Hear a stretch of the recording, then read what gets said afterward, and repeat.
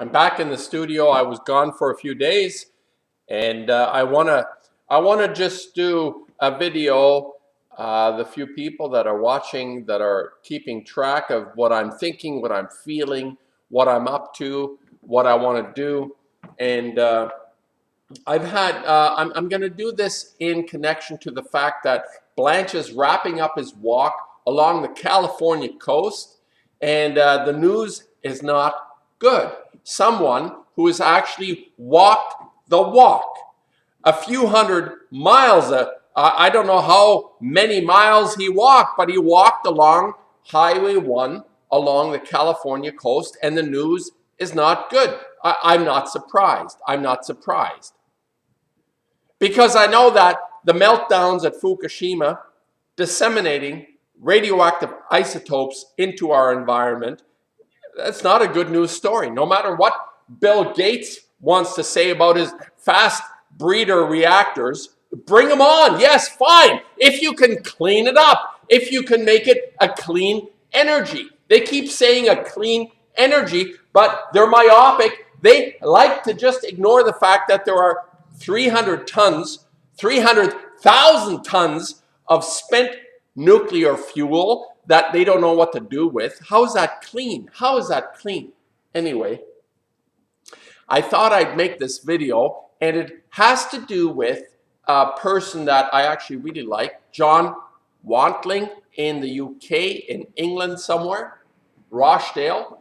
He makes comments on my videos, and he said to me, Tom, you know, it's like you keep saying conscience, conscience. It's all about not consciousness, because everything is consciousness. You have anything, you know, this lighter is consciousness. Whatever you want to do, this object is consciousness. It's like energy is consciousness. But what separates us from this vast ocean of consciousness, of stuff, of energy, is what I say is conscience. Now, conscience is something that a lot of people, and John Wantling said, I don't know, people do shit like Hitler says, John doesn't say this, but I say Hitler says, we got to get rid of this part of the population, the Poles, the Jews, the Catholics, the gays, the artists. They're of no value to the meaning of progress, what I think is progress. And if somebody like that says, well, I'm acting my conscience, I'm going to give you, John, I'm going to try to explain conscience. When you say, well, people can come up with any explanation in the universe that actually justifies actions of destruction, hurt, hate, murder, maim, and I will give you an example, and it's the best I can do. There is a program that I love that's produced by the BBC called Silk. And in one of these programs, it's about lawyers doing their shit and their mental stuff. Actually, the main character is this woman lawyer who's actually quite fabulous. She presents a wonderful sort of persona. I love this persona that she presents. Anyway, in one of the segments, there is the idea of torture comes up. Torture. What justifies torture? So the person on the one side says, well, torture is the worst you can do. Conscience does not allow me to torture a person.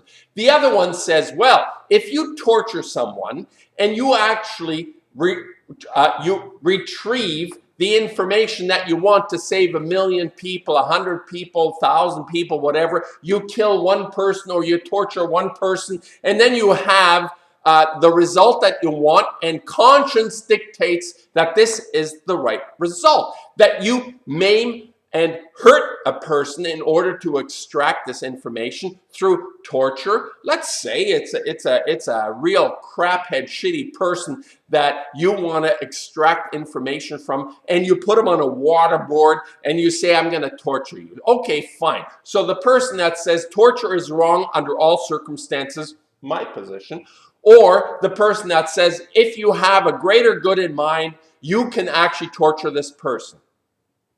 All right, so you see the distinction now that I'm creating. Conscience versus the greater good, for example, an explanation that you can do this to this person. So now just consider this argument, and this came out of this program. I like this. What if you take okay, let's call him the terrorist who's going to blow up the world. You take the terrorist's 10-year-old daughter, 8-year-old daughter, and while the terrorist is in the room, you torture the daughter. Okay, what's your decision? What's your decision? You torture the daughter? All right, anyway, you decide for yourself. If you can't figure this out, there's nothing I can say. I can't say the right thing to do. I cannot tell you what it is the right thing to do unless you understand that this is a fundamental issue of conscience coming up in you. Are you going to do what is required to save 1,000 people from being bombed by torturing the terrorist's daughter? Anyway, this is an example. I'm not going to spell it out because nothing works on spelling it out. So wanting, take it or leave it. I can't improve on this explanation at this point. Maybe I'll have an epiphany overnight. I'll have a dream and I'll let you know. So now I just want to transition a little bit. The end of this is, or the idea of this, the end, Kevin Blanch finished walking on the Pacific Ocean. We are in dire straits. We are in perilous times. We are under threat. And I have talked with Kevin. I've talked with Lonnie Clark, who is a stalwart, who is someone who understands this. And I said to Lonnie, this is our next stage. Kevin has done his walk.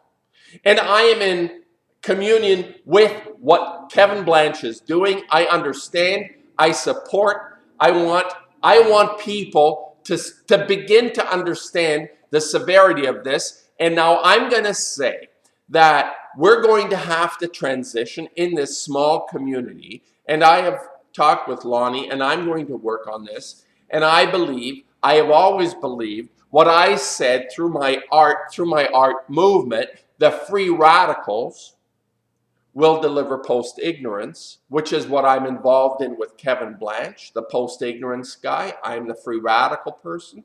And people who are going to align themselves with us, we are I believe, I am convinced, not because I have understood something about my own work, what I call the free radicals, but what I've understood about Kevin Blanch, what he's doing, what he's involved in, what he is initiating, the idea of post-ignorance, that we need to transition. Now, the question is this. This is the difficult part for most people, how to actually transition into action.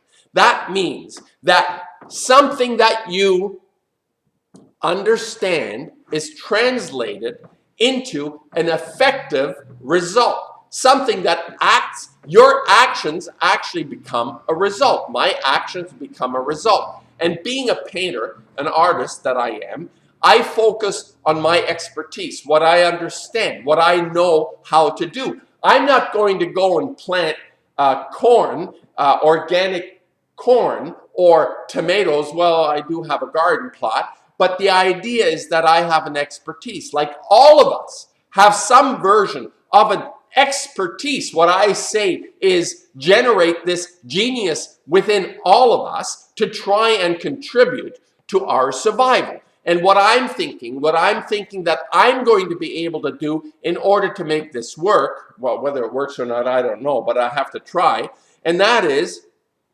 to generate the art, what I call creating spirit. In essence, art is not just communicating some kind of pleasantry or what I call the decorations, the meaningless decorations, what is called art, but what I consider to be of substance and value. And what is substance and value in our lives if it's not the spirit that is inside of us, that desire to wake up in the morning and to greet that day to encounter your cat or your animals or the flowers or whatever it is, the beauty that is outside, which has always been linked to art and beauty. But more important for me is not the beauty in art, is to generate spirit. And this will be the next level.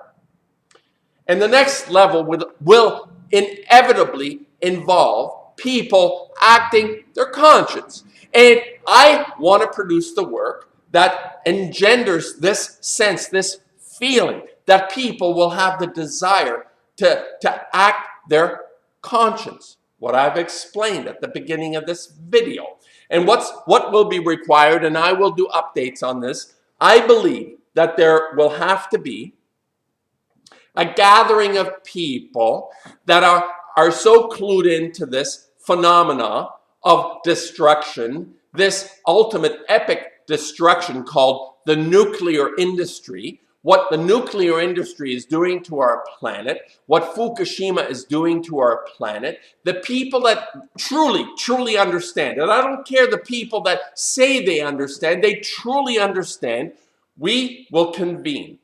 Whether what I would like to do is I would like to convene in an exhibit in a major museum.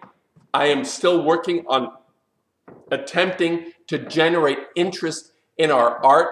Blanche and myself, McCormick, Sauer, other artists, there are about 13 different free radicals that have come together.